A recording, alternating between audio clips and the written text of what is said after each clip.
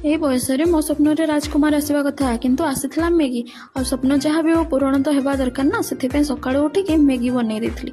ଆଉ ଯେଉଁମାନେ କୁହ ମୋତେ ରୋଷେଇ ଆସେନି, ମୋତେ ରୋଷେଇ ଆସେ, ବାକି ଥରେ ଖାଇଲା ଆଉ ଥରେ ଖାଇବନି ସେଇଟା ଗୋଟେ ଅଲଗା କଥା।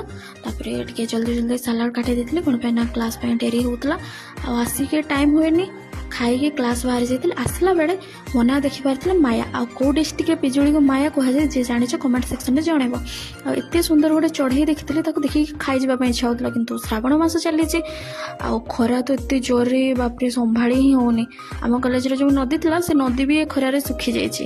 ଆଉ କିଛି ଦିନ ପୂର୍ବରୁ ବର୍ଷା ପାଇଁ ଛତା ବାହାରୁଥିଲା, କିନ୍ତୁ ଆଜି ଖରା ପାଇଁ ଛତା ବାହାରୁଛି। ସୂର୍ଯ୍ୟ ଦେବତା ବି ମନେ ମନେ ହସୁଥିବେ। ବାହା ହେଇକି ଦୁଇ ଭାଇ ଅଲଗା ହେଇଯାଇଥିଲେ, ଆଜି ବହୁତ ଦିନ ପରେ ଭେଟ ହେଉଛନ୍ତି। ବାପରେ କେତେ ଖୁସି। ଆଉ ତାପରେ କଲେଜରୁ ଆସିକି ମୁଁ ଟିକେ ସାଲାଡ଼ ଖାଇ ଦେଇଥିଲି, ଭୋକ ଲାଗୁଥିଲା। ଆଉ ଆଜି ଏତିକି ଶେଷ କରୁଛି, ଧନ୍ୟବାଦ।